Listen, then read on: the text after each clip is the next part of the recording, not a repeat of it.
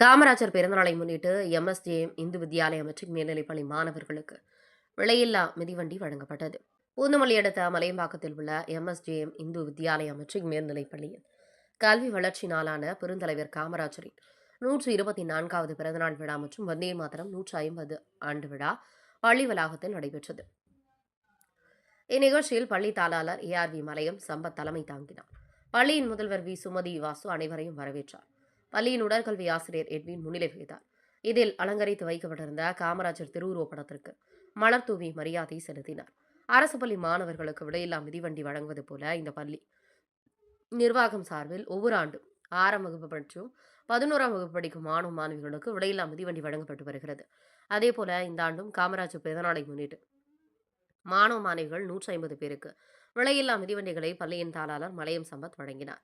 இந்நிகழ்ச்சியில் பள்ளியின் நிர்வாகிகள், ஆசிரியர்கள், பெற்றோர்கள், மாணவ மாணவிகள் உட்பட பலர் கலந்து கொண்டனர். பூந்தமல்லி செய்திகளுக்காக வினோத்குமார்.